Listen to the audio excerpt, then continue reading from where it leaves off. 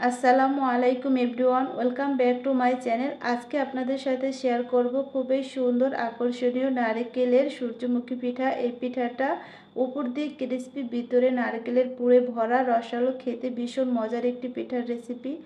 আশা করি আজকে পিঠার রেসিপি সবার অনেক ভালো লাগবে। চলুন তাহলে দেখে নিই।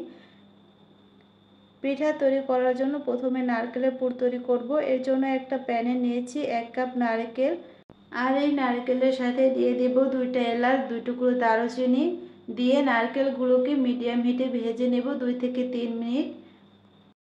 নারকেলগুলো কিছু সময় ভেজে নেওয়ার পরে এখন এর ভিতরে অ্যাড করব চিনি। এখানে দিয়েছি 1/2 কাপ চিনি, 1/2 কাপের চেয়ে একটু বেশি। এখন চিনিগুলো দিয়ে নারকেলগুলোকে ভেজে নেব আরও কিছু সময় ভেজে নেওয়ার পরে দেখবেন নারকেল থেকে অনেকটা পানি বের হয়েছে। চিনির পানিটা যত সময় পর্যন্ত না শুকিয়ে যায় তত সময় পর্যন্ত ভেজে নেব। যখন একটা হালকা গোল্ডেন ব্রাউন কালার আসবে তখন নারকেলগুলো নামিয়ে নিতে হবে।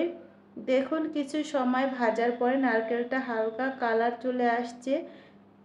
এইভাবে ভাজলে নারকেলটা থেকে সুন্দর একটা ঘ্রাণ আসে। আর এই পিঠাটা 15 থেকে 20 দিন পর্যন্ত এভাবে পুর তৈরি করলে সংরক্ষণ করা যায়। এখন আমি এই পুরগুলোকে তুলে নেব একটা প্লেটে, আর মশলাগুলো তুলে এখন ফেলে দেব।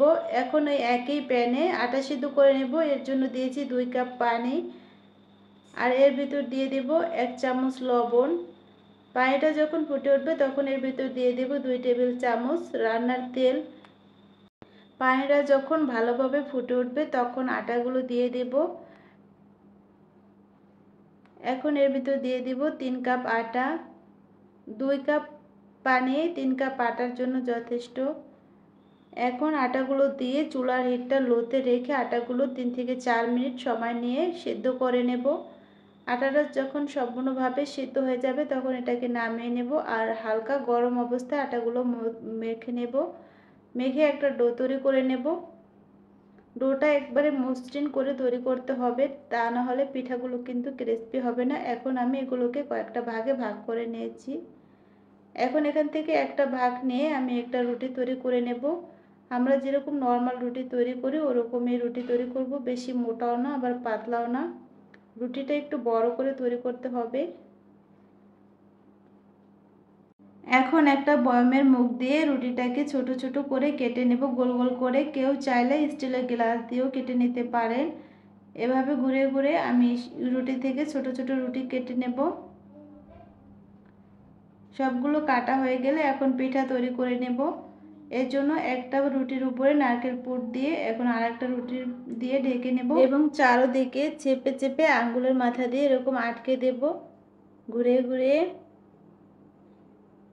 এরপর একটা কাঁটা চামচ দিয়ে ডিজাইনের জন্য দাগ কেটে নেব। এরকম চারদিকে ঘুরে ঘুরে দাগ কেটে নেব। এই পিঠাটা একবার দেখলে খুব সহজে যে কেউ তৈরি করতে পারবেন। এরপর 4টা 5টা করে দাগ নিয়ে এরকম কেটে কেটে তারপর হাত দিয়ে একটু চেপে চেপে ডিজাইন করে নেব। খুব সহজেই পিঠাটা তৈরি করা যায়, দেখতেও মাশাআল্লাহ অনেক সুন্দর লাগে। এভাবে করে আমি সবগুলো পিঠা তৈরি করব। আর একটা পিঠা তৈরি করে দেখিয়ে দিচ্ছি বোঝার সুবিধার্থে। একবার দেখলে যে কেউ খুব সহজে এই সুন্দর পিঠাটা তৈরি করতে পারবেন।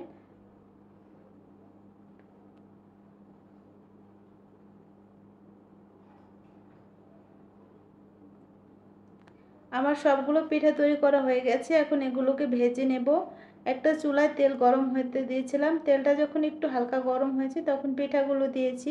এই পিঠাটা ভাজার সময় তেলটা অতিরিক্ত গরম করা যাবে না, তাহলে পিঠাটা উপর দিয়ে কালার চলে আসবে দ্রুত এবং পিঠাগুলো মুচমুচে হবে না, ক্রিস্পি হবে না। এর জন্য তেলটা যখন হালকা গরম হবে তখন পিঠাগুলো দিয়ে একটু সময় নিয়ে ভেজে নিলে দেখবেন পিঠাটা অনেকটা মুচমুচে হয়েছে। এভাবে করে সবগুলো পিঠা ভেজে নিয়েছি। এই পিঠাটা এভাবে তৈরি করে 10 থেকে 15 দিন পর্যন্ত সংরক্ষণ করা যায়। উপর দিয়ে মুচমুচে, ভিতরে পুরে ভরা, রসালো, খুবই মজার একটি পিঠার রেসিপি। অবশ্যই একদিন বাসায় ট্রাই করবেন।